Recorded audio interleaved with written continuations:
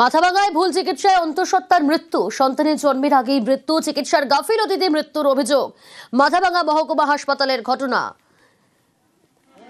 মাথাভাঙায় ভুল চিকিৎসায় অন্তঃসত্ত্বার মৃত্যু, সন্তানের জন্মের আগেই মৃত্যু, চিকিৎসার গাফিলতিতে মৃত্যুর অভিযোগ। মাথাভাঙা মহকুমা হাসপাতালের ঘটনা। সকাল 11টা থেকে বিকেল 5টা পর্যন্ত অপারেশন থিয়েটারে বেরোনোর পরেই মহিলার খিঁচুনি, মুখ দিয়ে রক্ত, ডাক্তারের বিরুদ্ধে খারাপ ব্যবহারেরও অভিযোগ। অন্য হাসপাতালে নিয়ে যাওয়ার পথেই মৃত্যু। আধা ঘন্টা ওর সঙ্গে আমি গল্প করছি, তখনও সিজার শুরু হয় নাই। বলছিল অনেকক্ষণ গল্প করলাম, আধা ঘন্টা সুস্থ। আমার সাথে খুব সুন্দর করে কথা বলছে, কোনো অসুবিধা ছিল না। অনেক পেশেন্ট দেখি শুয়ে আছে, অনেক অসুবিধা মনে করে, ওর কোনো অসুবিধাই ছিল না।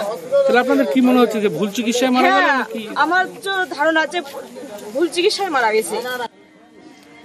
মাথাভাঙা থানায় অভিযোগ দায়ের পরিবারের, হাসপাতাল সুপারের কাছেও লিখিত অভিযোগ। খতিয়ে দেখে ব্যবস্থা নেওয়ার আশ্বাস সুপারের। আমার এখন এমার্জেন্সি ডিউটিও চলছে, তো আমি এরকমই একটা পেশেন্টে এখন রিসিভ করলাম। ব্রড ডেট 10:30টার সময় নিয়ে এসেছিলো।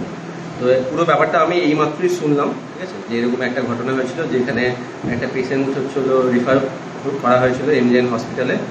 তারপরে সেই পেশেন্টটা হয়তো রাস্তায় গিয়ে তারা পেশেন্ট পার্টি বুঝতে পারে যে পেশেন্টটা হয়তো আর বেঁচে নেই, তারপরে তারাও নিয়ে আসে এখানে। এবার পুরো বিষয়টা খতিয়ে দেখা হচ্ছে, ঠিক আছে। এবার তার বিএসটি, তার রিফারের কাগজ সব কিছুই দেখা হচ্ছে।